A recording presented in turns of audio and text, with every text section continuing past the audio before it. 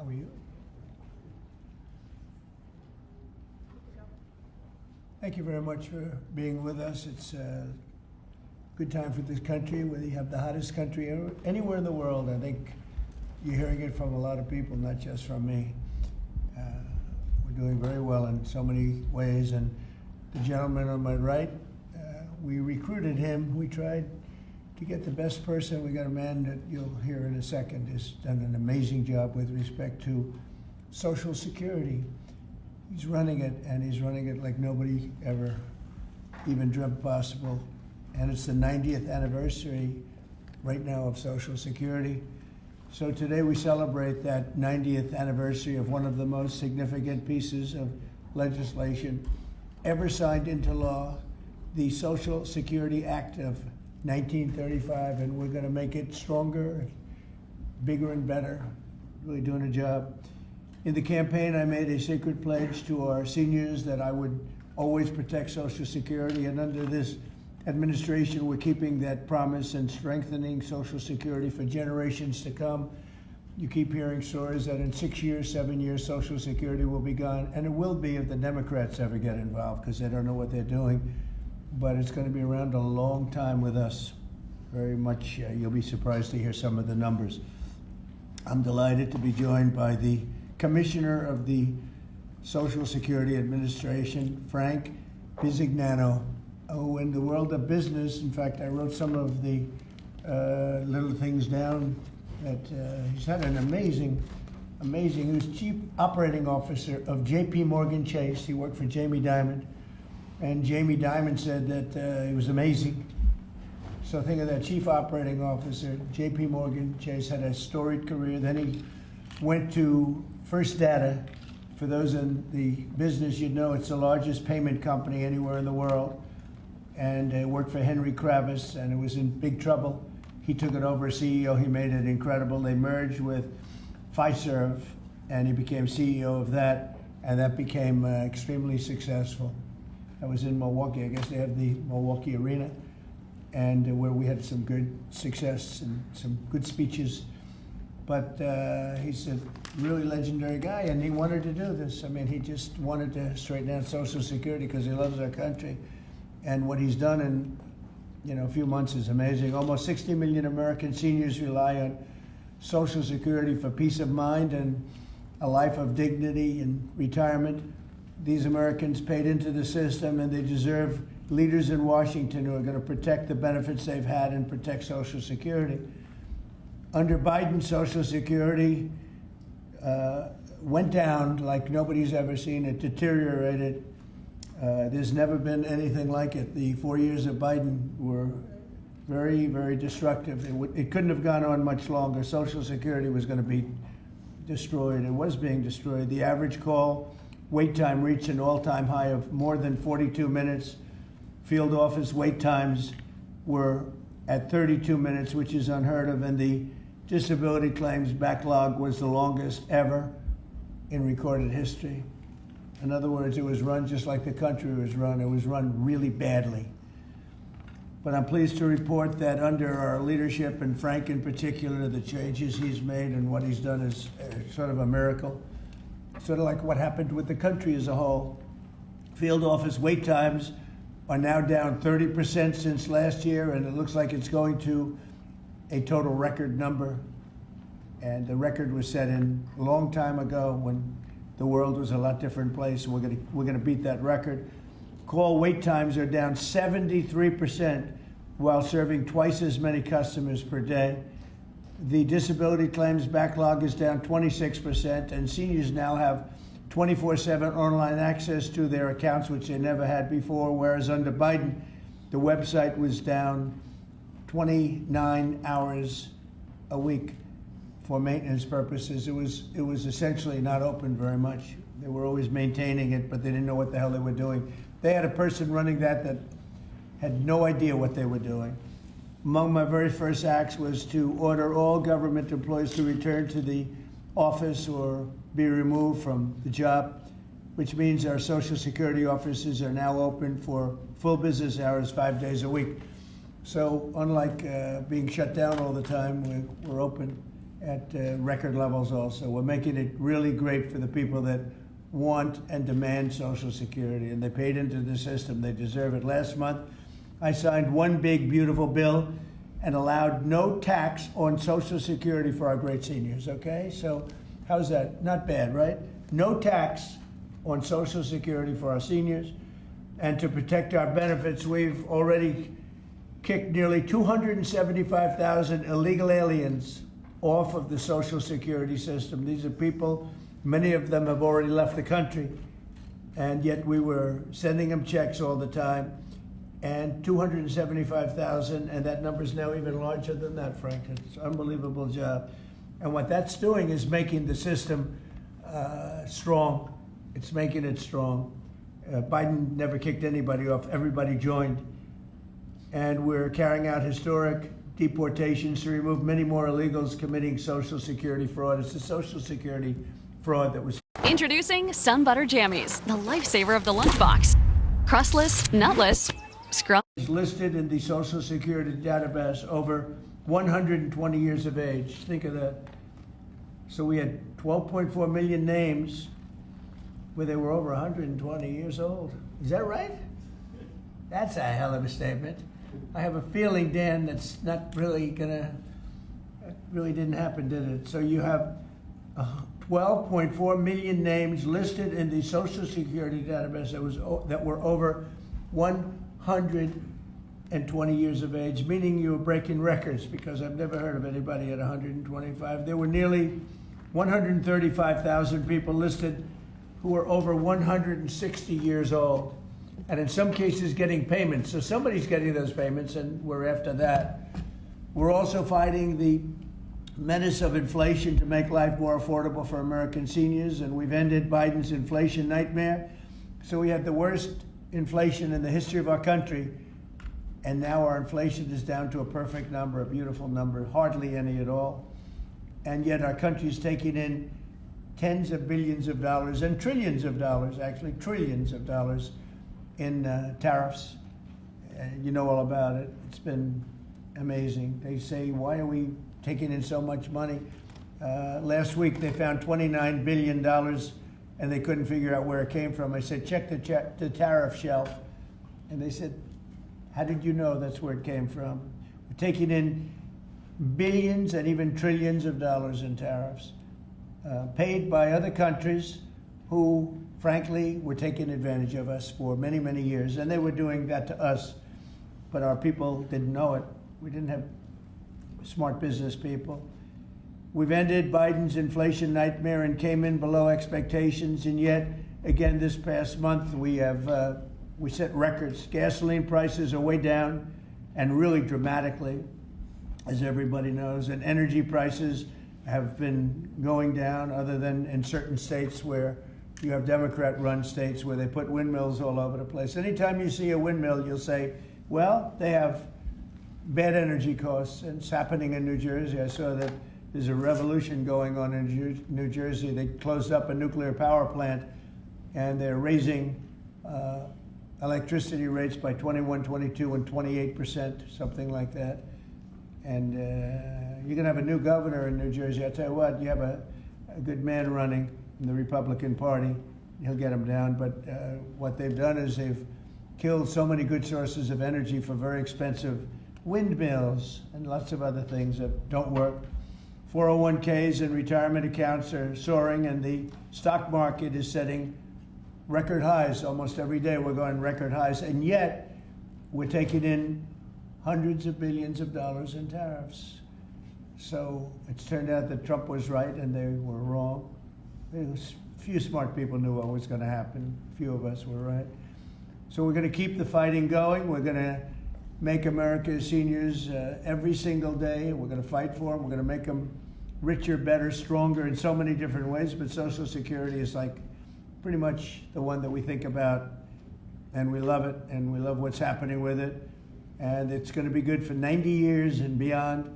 Again, you were given only a short period of time. Social Security was supposed to be like down. Had they won the election, Social Security would have defaulted during Biden or Kamala's election, whoever they so chose. Two beauties. And now what I'd like to do is ask Frank to say a few words. Again, this is a man with a really storied past. He's one of the most successful anywhere in the world. What he did at J.P. Morgan Chase and what he did for Henry Kravis and all of the others are like legendary stories. And he just wanted to do this. He's making about a tiny fraction, I would say, a tiny fraction of what you used to make. But he didn't care. He wanted to do it. He made a lot of money. And he said, I want to run that system. I want to put it back on track. And he's got an unbelievable talent over there. It's like a different place. So Frank, would you say a few words, please? Sure. Thank you. Is less than 1% tiny fraction, sir? Is that what it is, less than one? That's a tiny That's fraction. an honor. It's an honor. It is an honor. And I'd like to start off by thanking the president for his tireless effort in running the country, in what he's done across the country, meeting every commitment. And, you know, I see it directly in the big, beautiful bill, the opportunity that it's brought to seniors. But his effort on every commitment, delivering against it, and delivering on world peace tirelessly. I'd like to also thank him for my opportunity. You know, he's teasing me, I'm teasing him about the economics of the job. But the reality is to serve 300 million Americans, which is what Social Security serves, is a tremendous honor. And him putting that faith in me and building what I believe, and I think I have a right to say it, is the best leadership team ever assembled in the White House and in the cabinet. So that's my great honor. So I come here and get the opportunity to serve the American public in a manner that I never imagined in my life. And what we found was the opportunity to fix a foundation. The reality is, people talk about 72 beneficiaries. I talk about over 300 million Americans with a Social Security number that we must protect through the system. And when you look at what we talk about in eliminating Social Security numbers that were live in the system, they could carry fraud through the whole system. So the first thing was root out fraud, waste, and abuse.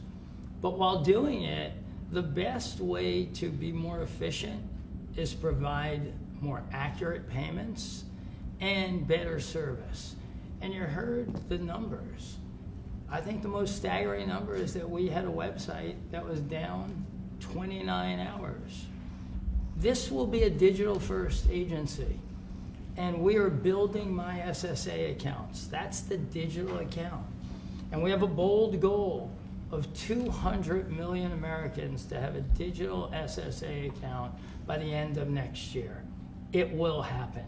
Just like we had a bold goal of single-digit wait time on the calls when they were at 40 minutes. And we did that. This is my 100th day. We did that within 90 days, right? Get the web up and running, bring technology to our field offices, use digital presence to answer, and serve the American public. That's the job. When we do all that, then we'll really know the answer to if we have a hole, right?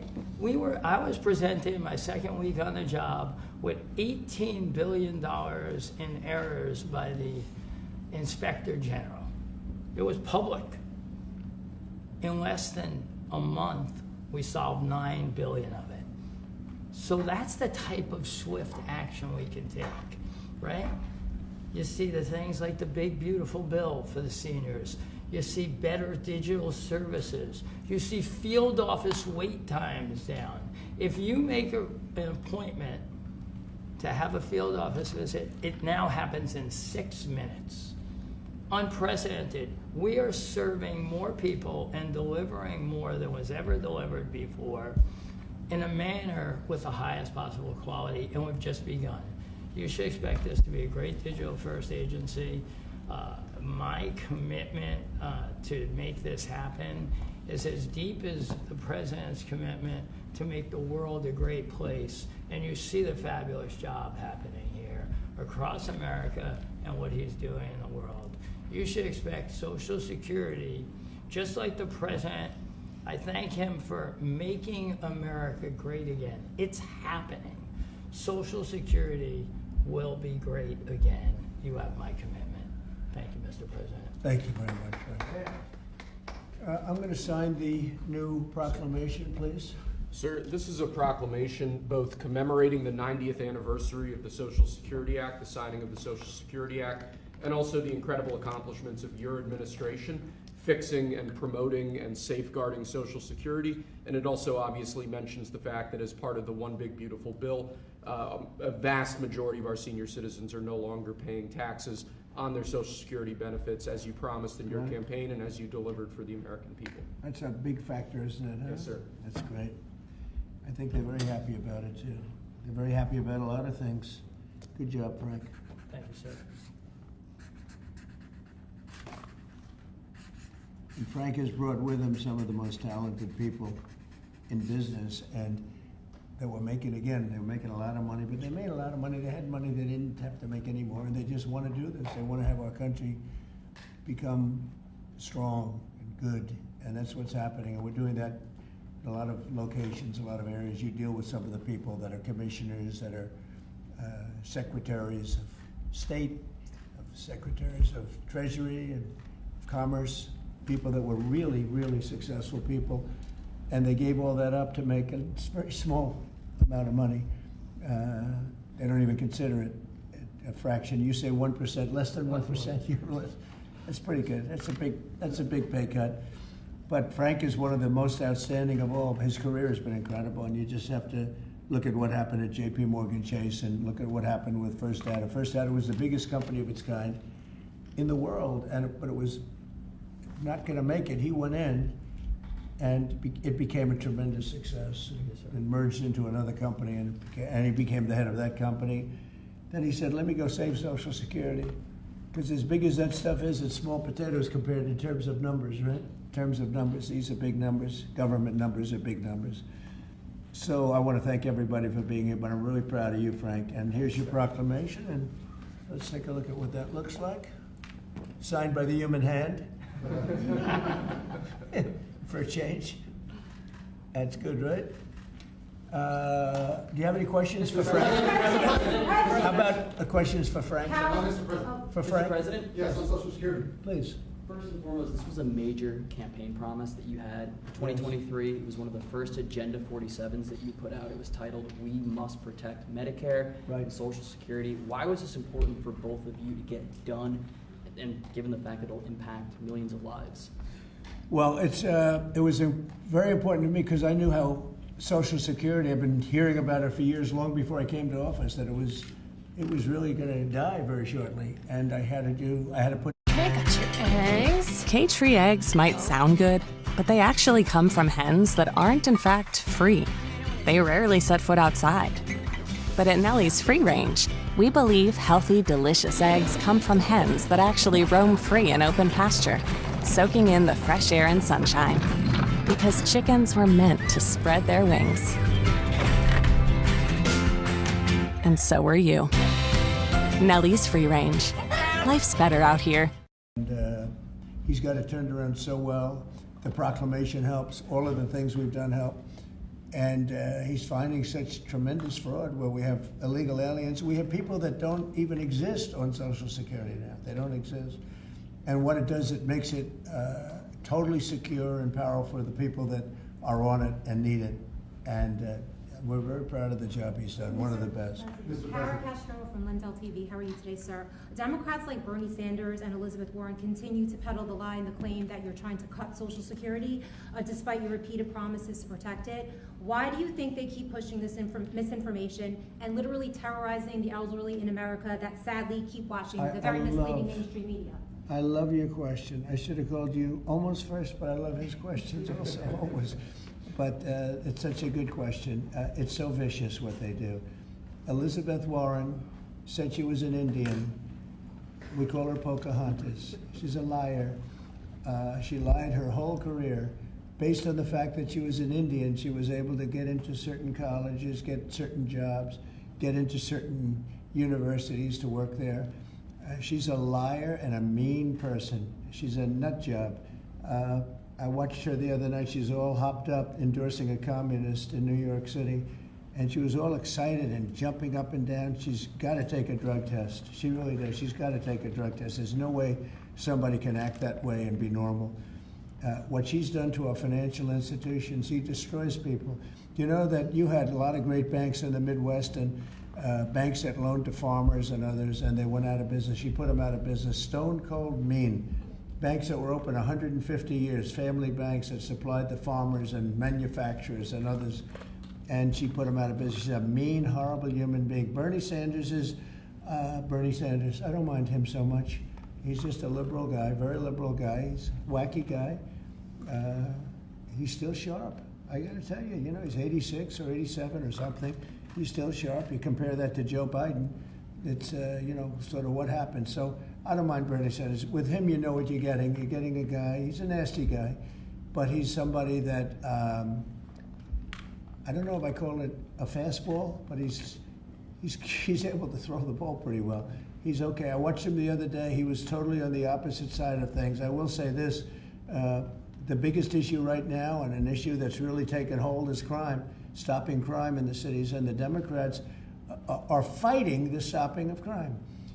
So I think that's like men playing in women's sports is okay, or transgender for everybody okay, but this is a bigger issue. This is the biggest of all issues. Crime is rampant in DC, it's rampant in our generally blue-run cities, and they've got to do something about it, or they're never going to win another election. And instead of calling me a dictator, they like to say Trump's a dictator. Trump's a dictator. Well, I had calls from many, many friends, including Democrats. I have a lot of Democrat friends, but they're normal people. And they were thanking me so much for what I'm doing in DC. They feel so safe already. And you know, at the border, we had 0 people come in, and this is done by a liberal group. They're the people that do it. I have nothing to do with it. 0 people in 3 months. We had 0, 0, and 0 for 3 months. And last year we had millions of people pouring in from all countries, from jails, from drug addicts, gang members, drug dealers by the thousands and thousands. 11,888 murderers, half of whom committed more than one murder. They flowed into our country, and for the last 3 months we had none. And I didn't remember when Joe Biden used to always go, I need legislation. I had no legislation. I just said we're closing the borders, and the whole world understood it because they respect your country again. They really respect this country again. They didn't respect it. When he said it, it didn't mean anything. But now they know it meant a lot. And Mexico does what we tell them to do, and Canada does what we tell them to do, because we had the 2 borders. We have the northern border, the southern border, and they were both horrible. But now it's some people say it's a miracle. Well, what Frank has done with Social Security also is something very special. But what we're doing with crime, which will be your next question, I guess, that's because everyone's they're afraid. Half of the people here, maybe all of the people here, most of you live in DC, you are petrified to go out. And you're liberal, and if you're liberal, you're going to have to change. You're Democrats, you're going to have to change your ways. So we will have crime under control very shortly in DC, but they're record numbers. And sadly, what I guess the mayor did, but whoever it was, they asked the numbers to be fudged so that it would show less crime than the fact. The fact is, it's worse than it's ever been, and we will have it just like we did at the border, where the borders are totally in great shape right now, the best ever, record-setting shape. We'll have the crime situation solved in DC very soon, and we're also going to be. What? Huh? For? Oh, man. Dinner. The toughest challenge of my day. Look, I love my kids. Totes. Smart, funny, weird, but they like me. On the street. We're going to be beautifying the city, making it really beautiful. We're going to be getting the criminals the hell out of here. We don't want the criminals in Washington, D.C. Mr. President, one on your Putin meeting and then one on D.C. crime. Are you prepared to offer Vladimir Putin access to rare minerals to incentivize him to end the war? We're going to see what happens with our meeting. We have a big meeting. It's going to be, I think, very important for Russia, and it's going to be very important for us, and important for us only that we're going to save a lot of lives. Look, we have, we're not paying any money, as you know, to Ukraine. We're supplying equipment. We're being paid 100% plus for that equipment by NATO. And I got NATO up from 2% to 5% of GDP. They now have billions of dollars. NATO is a very rich group of countries, and we make the best military equipment anywhere in the world by far, and they're buying our equipment, and they're paying 100% for the equipment, 100%. In fact, they owe us about $2 billion now. They're going to send a check. Another one was sent recently for $1 billion. So we're not spending any money anymore. Biden gave them $350 billion, got nothing for it.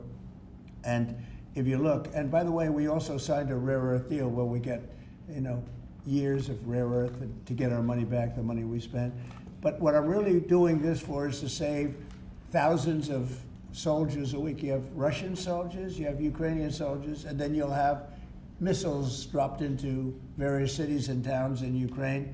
And they're losing last week they lost 7,251 people, mostly soldiers, Russian and Ukrainian soldiers. I'm doing it for that reason. We have a meeting with President Putin tomorrow. I think it's going to be a good meeting, but the more important meeting will be the second meeting that we're having. We're going to have a meeting with President Putin, President Zelensky, myself, and maybe we'll bring some of the European leaders along, maybe not. I don't know that it's going to be very important. We're going to see what happens. And I think President Putin will make peace. I think President Zelensky will make peace. We'll see if they can get along. And if they can, it'll be great. I've solved 6 wars in the last 6 months, a little more than 6 months now, and I'm very proud of it. I thought the easiest one would be this one. It's actually the most difficult. We had one war raging, as you know, for 37 years. One in the Congo with Rwanda was raging for 31 years. We solved 6 of them, made peace, not just solved them, we made peace. If you look at Pakistan and India, planes were being knocked out of the air. 6 or 7 planes came down. They were ready to go. Maybe nuclear, we solved that. I thought this would be maybe an easier one. It never made sense, this war. It would have never happened when I was president. If I were president, this war would have never happened. But millions of people have been killed. And I'm there for one reason, to see if I can solve. This was Biden's war. This isn't my war. I want to see if I can stop the killing. Yeah. But rare earths, do you plan to offer him access to that at all? We have great rare earth. We made that as payment for all of the money that we've spent so foolishly in Ukraine. We spent $350 billion. Now Europe spent $1 billion. That's a lot of money. They spent $100 billion. That's a lot of money, but we shouldn't be spending a lot more money than them, and they understand that. And I think that's maybe why we're not spending money anymore. We're not spending any money. They're paying us for everything. So people are shocked when they hear it. They don't even understand. They don't even write about it. But we're not spending money, but we are spending a lot of time trying to get the war solved. If we can get the war solved, we'll be very happy. As far as rare earth, that's very unimportant relative. I'm trying to save lives. And on DC crime, sir, on DC crime. Do you have a message for the Democrat lawmakers like Nancy Pelosi or media who are saying, after living here for many years, that there is no crime and you're trying to start a new news cycle? It's another reason why the Democrats lost the election in a landslide. They lie. It's just lie. Look, the crime is very bad. I think they'd be much better off saying, we want to help President Trump with the crime because it's an epidemic. It's a tragic situation. It's the worst it's ever been. And we want to help President Trump with the crime, as opposed to, he's a dictator. He's a dictator.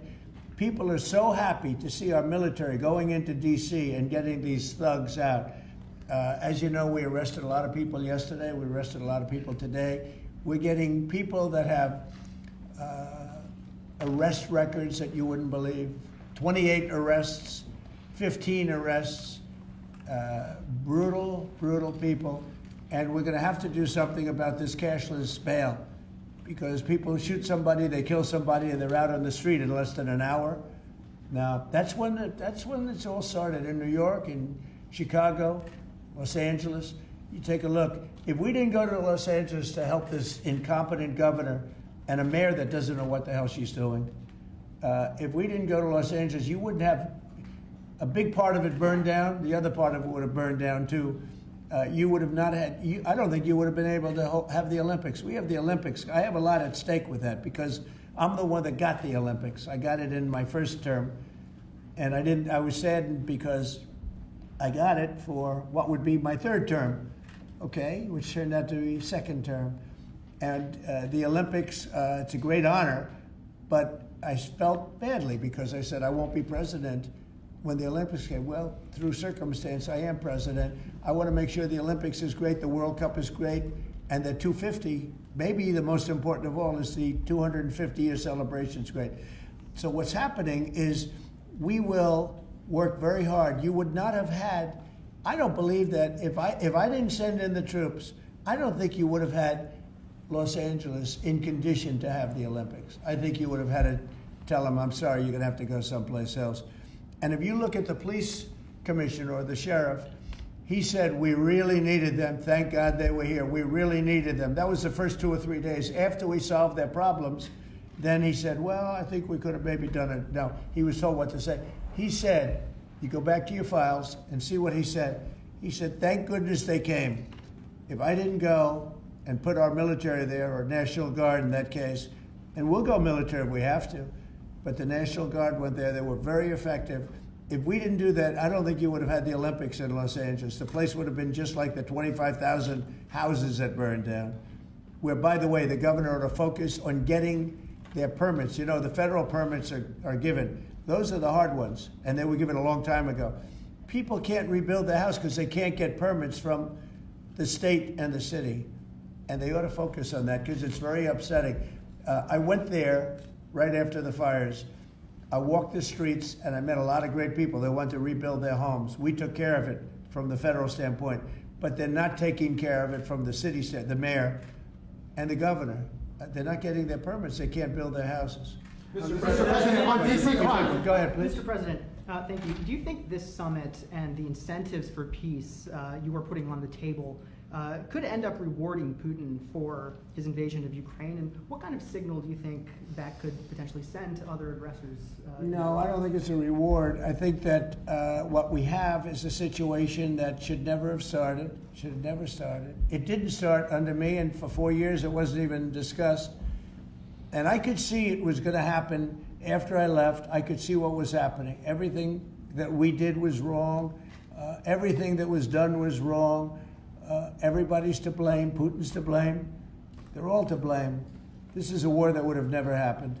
The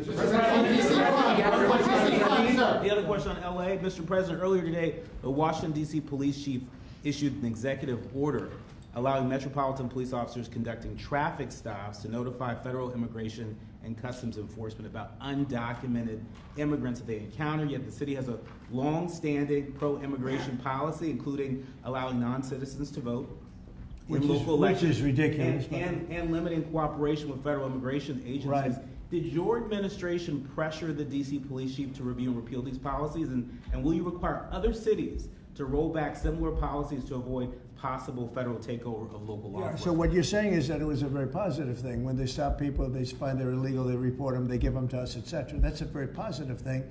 I have heard that. It just happened. That's a great step. That's a great step if they're doing that. Yeah, I think that's going to happen all over the country. We want to stop crime. I think if the Democrats aren't strong on this issue, they won't be able to do it. I think this is a bigger issue than all of the other ridiculous things that they, like open borders. Well, open borders is bad. Open borders has caused a lot of this problem, allowing millions and millions. I think 24 million people were allowed to come into our country. Many of these people from prisons, from jails, from mental institutions. This was the Biden policy. And I don't believe it was him. He was never there before. It was the people that encircled this very beautiful desk, the Resolute desk. Radical left lunatics who were smart, but radical left. And I'm very happy to hear what you just said, because I've heard that. And Mr. President, on LA, if I may, the mother of a 15-year-old California boy was briefly detained at gunpoint in a case of mistaken identity. The LAUSD superintendent says that surveillance video shows armed agents wearing police and border patrol insignia. Given the National Guard, the Border Control, ICE agents, they're not trained in local policing. What specific steps are you taking to ensure that young people are not put in harm's way with these types of operations? Yeah, what they are trained in is common sense, and they're very tough people. And they have great common sense, and they are highly trained. I heard the mayor of L.A. was saying, oh, they're not trained this way. I heard this character from, where was he from? They talk about him as a candidate. He's got no chance. The governor of Maryland, I watched him this morning saying that the governor of Maryland, yeah, they say maybe he'll be a president. He's not presidential timber at all. But I heard him today talking about how the National Guard or the military is not trained in police, but they're trained in common sense, and they're trained in not allowing people to burn down buildings and bomb buildings and shoot people and all of the things. They've done a great job. Again, if we didn't send them, and very importantly, if we didn't send them into Los Angeles, the rest of Los Angeles would have been burned down to the ground. When you look at Minneapolis, I sent them into Minneapolis because the governor wouldn't make the call. If I didn't do that, you wouldn't have a Minneapolis. It wouldn't be, I don't think it would be existent today. You remember the famous scene burning over the CNN anchor's shoulder? He said, everything seems to be very peaceful. And behind him, the whole city's burning down. So Ninja One is a unified IT operations platform that combines endpoint management, patching, ticketing, backup, remote control, and so much more. Ninja One, we simplify IT operations.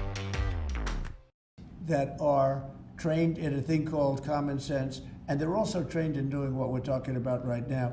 And you watch crime stop, but you wouldn't have Los Angeles. It wouldn't be existent today. We would have had to cancel the Olympics if I let that go on. Mr. President, will you pressure Israel to allow journalists into Gaza to cover the humanitarian efforts the U.S. is pursuing? And I'd like to see that happen, sure. Would you pressure? I would like to see it happen. I would be very fine with journalists going in. It's a very dangerous position to be in, as you know, if you're a journalist, but I would like to see it. And on tariffs, Brazil, Mexico, and Latin America are getting closer to China, and they say it's partly because of the tariffs you're imposing those countries. Are you concerned them getting closer to China? No, not at all. I'm not concerned at all. They can do what they want. None of them are doing very well, and what we're doing in terms of economics, we're blowing everyone away, including China. We're doing better than any other country in the world right now.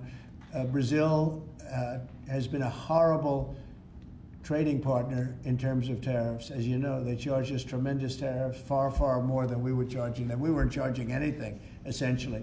And Brazil has some very bad laws happening where they took a president and they put him in jail, or they're trying to jail him. And I happen to know the man, and I will tell you, I'm pretty good at people. I think he's an honest man. I think what they've done, this is this is really a political execution that they're trying to do with Bolsonaro. I think that's terrible. But they also treated us very badly as trading partners for many, many years. One of the worst countries on earth for that. They charged tremendous tariffs, and they made it very difficult to do anything. So now they're being charged 50% tariffs, and they're not happy, but that's the way it goes. Mr. President, on DC crime, sir, on DC crime, are you concerned at all that some federal officers that are helping DC police might be being pulled away from other high priority assignments? Like what? Like what? Terrorism, for example. Oh, really? Terrorism? They'll stop terrorism as part of what they're doing right now. No. The soldiers that we have, first of all, we have plenty of them, long beyond what that you have here.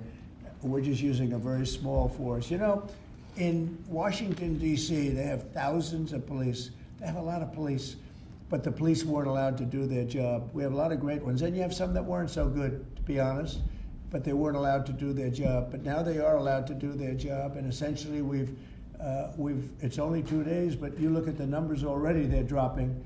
And no, they're not being pulled off for anything. Mr. President, as you know, there were some very concerning reports about crime statistics. Police are manipulating crime data to downplay crime in D.C. Will the administration release its own crime statistics to counter their misinformation? And will those individuals who are intentionally misrepresenting crime data and fudging the books, like you said, be penalized for endangering the public? They are under investigation right now. They are giving us phony crime stats, just like they gave other stats in the financial world, but they're phony crime stats. And Washington, D.C. is at its worst point, and it will soon be at its best point. You're going to have a very safe, you're going to have a crime-free city. I mean, I say that. You're going to have virtually a crime-free city. And these are strong men, but the criminals are strong men and women, but they're strong men.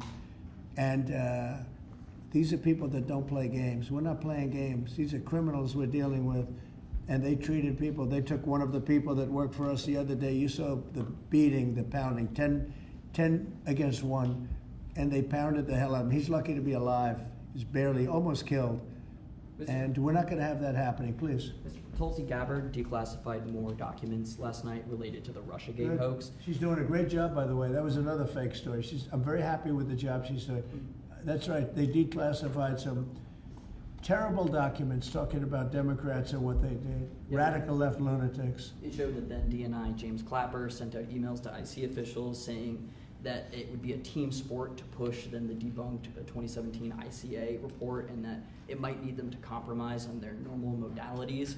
What's your reaction to the latest declassification, and in your view, sir, what does real accountability look like for the players involved? It's incredible what we're finding. Absolute proof of guilt. And we'll see what happens. But Clapper and Comey and that whole group of criminals, they're criminals. And they made it very tough. You know, they did the fake Russia witch hunt that lasted for 2 years. And I got totally exonerated. There was no doubt about it. They should have done it in 1 day, not 2 years. But it was a whole scheme to try and demean Trump so that I couldn't win an election. And that is a criminal group of people. They're sick people, and they're criminals, and they should be taken care of.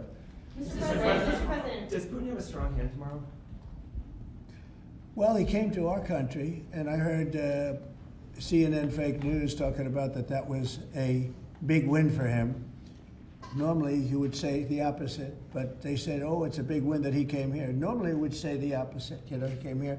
I think that President Putin would like to see a deal. I think if I weren't president, he would take over all of Ukraine. It's a war that should have never happened. If I weren't president, in my opinion, he would much rather take over all of Ukraine. But I am president, and he's not going to mess around with me. Mr. President, on Russia, Mr. President, would you support or agree to reducing NATO troops in Europe, in countries like Poland, in order to get Russia to agree to a peace deal? That hasn't been put before me, and I'll think about that for later, but it has not been put before me. Go ahead. Is anything less than an unconditional and immediate ceasefire a victory for the U.S.? Tomorrow? Yes. Well, tomorrow we'll see. I say, I don't know where that comes from. It's sort of not a good question. I would say that tomorrow, all I want to do is set the table for the next meeting, which should happen shortly. I'd like to see it happen very quickly, very shortly after this meeting. I'd like to see it actually happen maybe in Alaska, where we just stay because it's so much easier. But I think that it's going to be very interesting. We're going to find out where everybody stands, and I'll know within the first 2 minutes, 3 minutes, 4 minutes, or 5 minutes, like we tend to find out whether or not we're going to have a good meeting or a bad meeting. And if it's a bad meeting, it'll end very quickly. And if it's a good meeting, we're going to end up getting peace in the pretty near future, okay? How about one more? Thank you, Mr. President. On the Smithsonian, I know that your administration is seeking to weed out a lot of this left-wing spin that's in the museums, but we're seeing from people like Brian Stelter or other commentators that they're insinuating that you are trying to change history according to your narrative. What's your response to that, and is there anything you particularly like to do? Well, we want the museums to treat our country fairly. We want the museums to talk about the history of our country in a fair manner, not in a woke manner or in a racist manner, which is what many of them, not all of them, but many of them are doing. Our museums have an obligation to represent what happened in our country over the years, good and bad, but what happened over the years in an accurate way. Thank you very much, everybody. Thank you, press. Thank you, press. Thank you. Thanks, guys. Cut it out right here. Thank you, press. Thanks, guys. Cut out right this way, right this way. Thanks, guys. Keep coming. You see the video Let's of go, the sandwich thrown at the Thanks, officer? guys. Thanks, guys. Thank you, press. Thank you very much. Thanks, guys. Thank you, press. Let's go. Let's go. Thank you, press. Thank you. Thank you. Keep coming. Here, Alex, you can go right here. You can go. Okay. Thank you.